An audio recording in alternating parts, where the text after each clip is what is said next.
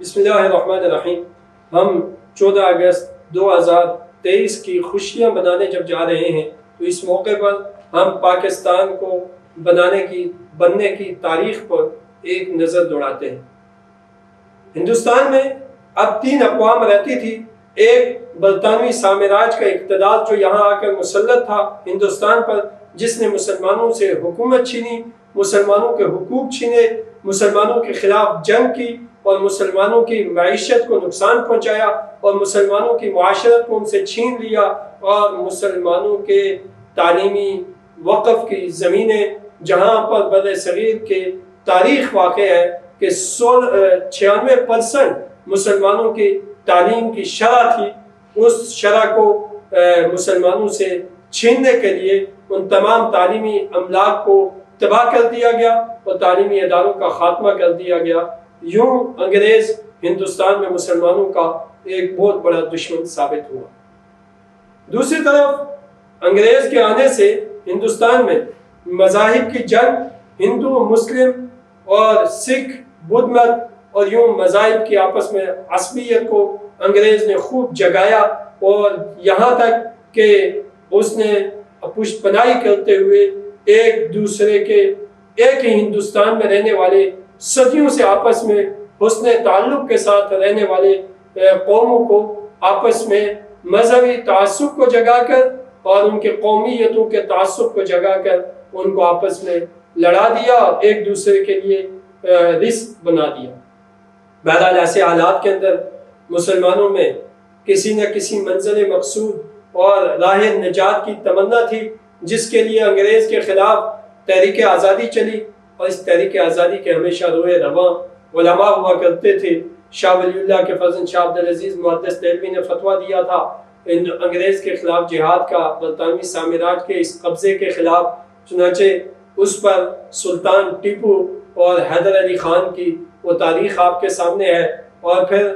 مسلمانوں کے جرنیلوں میں میر جعفر اور میر صادق کا انگریز کے ساتھ مل جانا اور مسلمانوں کے حقوق کے خلاف انگریز کا ساتھ دینا، یہ تاریخ میرے اور آپ کے سامنے ہے۔ بہرحال ہندوستان میں مسلمانوں میں اس مایوسی کے عالم میں مسلم لیگ نے ایک علیحدہ مملکت کا مطالبہ کیا۔ انگریز اس فکر سے آہنگ تھا کہ وہ ہندو مسلم آپس میں صلح کبھی نہ ہونے دے، اور یہ اتنا بڑا بر صغیر ایک حالت میں نہ رہے تاکہ وہ آئندہ بھی جب کسی سے کو بلیک میل کرنا چاہے وہ اپنا اقتدار اپنے ماننے والے اور اپنے کتے نہلانے والوں کے ذریعے برقرار رکھ سکے۔ بہرحال وہ اس تقسیم سے ہم آہنگ تھا، لیکن بہرحال مسلمانوں کی تقسیم کا جو نقشہ اصل ہونا چاہیے تھا اس نقشے کے وہ خلاف تھا، اس لیے کہ وہ مسلمانوں کو بھی تقسیم کرنا چاہتا تھا۔ علماء بر صغیر میں بھی تقسیم اس وجہ سے ہوئی کہ وہ انگریز کی اس تقسیم کے مطابق تقسیم ہونے کو تیار نہیں تھے، بلکہ وہ یہ چاہتے تھے کہ وہ تقسیم خود بر صغیر ہی کے اصل رہنے والے ہندو مسلم تمام قوموں کے ساتھ بیٹھ کر لیں گے، لیکن انگریز کے یہاں ثالث بننے کو وہ قبول نہیں کریں گے۔ وہ انگریز کو یہاں سے بلا ثالث بنے، صرف ایک مجرمانہ کردار یہاں پہ جو حملہ کیا انہوں نے قبضہ کیا ہے وہ چھوڑ کر وہ انہیں ہندوستان کے لوگوں کو ان کا حق واپس کر کے یہاں سے رخصت ہو جائے، وہ کسی طرح کی ثالثیت نہ کرے، اور مسلمان علماء کو وہ ثالثیت تسلیم نہ تھی۔ اس وجہ سے ایک طبقہ علماء کا اس آزادی کے برخلاف تھا جو انگریز جس کا ثالث تھا، لیکن علماء کا ایک طبقہ جو مسلم لیگ کے فورم پر بھی قائد اعظم محمد علی جناح کے ہمراہ رہا، جس میں مولانا شبیر احمد عثمانی، مولانا ظفر احمد عثمانی اور ان کے پیر و مرشد مولانا اشرف علی تھانوی اور دیگر بہت ساری ایک فہرست علماء کی، اور آج بھی وہ علماء اس پاکستان میں اس ملک کے اندر دینی اقدار کے حفاظت میں ایک بہت بڑا کردار ہے۔ ان کے آباء و اجداد یہ عثمانی خاندان، مفتی تقی عثمانی صاحب کے والد مفتی شفیع صاحب والا، یہ لوگ اسی سلسلے کے لوگ تھے جنہوں نے بہرحال پاکستان کے وجود کو ضروری سمجھا، اور انہوں نے مسلم لیگ کے قدم بقدم شانہ بشانہ تحریک آزادی کے لیے جد و جہد کی۔ پاکستان بننے کے لیے جو انگریز کی ثالثیت تھی وہ اس قدر نقصان دہ ثابت ہوئی کہ اس نے کانگریس کے ساتھ مل کر ملک پاکستان بن جانے کے بعد پاکستان کی طرف ہجرت کرنے والے لاکھوں مسلمانوں کے قتل کا اس قدر انتظام کر رکھا تھا کہ جب مسلمان ہجرت کرنے لگے تو ان کے قافلوں کو یہ دکھ دیکھنے کو ملے کہ ایک ایک قافلے کی اکثریت قتل کا شکار ہو گئی اور لوٹ گسوٹ کا شکار ہو گئی، اور ان کے چند بچے کھچے لوگ واپس پاکستان میں مہاجرین کے خیموں میں پہنچنے، مہاجرین کیمپوں میں پہنچ سکے اور ماؤں کو اپنے گود سے لختے جگر چھین کر ہندوؤں کے قتل کا شکار ہوتے دیکھنے کا منظر کتنا دردناک ہوتا ہے، پر وہ دیکھنا پڑا۔ ماؤں کے ہاتھوں سے ان کے لختے جگر چھینے گئے اور قتل کیے گئے، باپ سے بیٹیاں چھین لی گئی، ماؤں سے بیٹے چھین لیے گئے اور شوہر سے بیوی چھین لی گئی، اور یوں ایک تقسیم در تقسیم، قبیلہ تقسیم، افراد تقسیم، اور یہ دردناک مناظر دیکھتے ہوئے لٹے پٹے قافلے ہجرت کرتے ہوئے پاکستان کی طرف آئے۔ اور اس تحریک آزادی کا سب سے طاقتور نعرہ جس نے مسلمانوں میں حرارت دوڑائی وہ تھی پاکستان کا مطلب کیا؟ لا الہ الا اللہ۔ آپ سب جانتے ہیں لا الہ الا اللہ کا مطلب پاکستان نہیں ہے، بلکہ لا الہ الا اللہ کا مطلب تو اللہ کی معبودیت اور رسول اللہ صلی اللہ علیہ وسلم کی نبوت ہے۔ اور لیکن اس کا یہ مفہوم تھا کہ پاکستان میں اسلام اتنا لازم اور ملزوم ہے کہ پاکستان بنتے ہی پاکستان کو ریاست مدینہ کی طرز پر ایک ایسا اسلامی حکومت،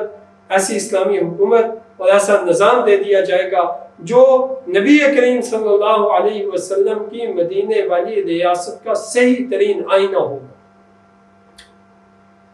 مگر ایسا ہو نہیں سکا۔ ہوا اس لیے نہیں کہ جن لوگوں نے پاکستان میں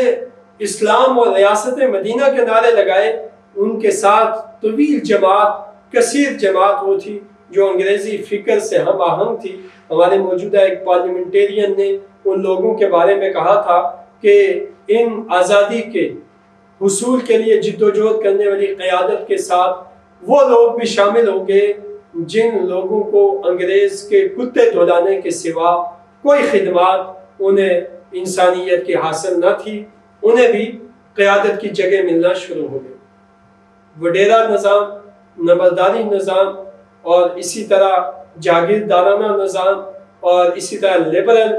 لبرلزم، سیکولرزم، اور اس طرح کے طبقاتی تقسیم اور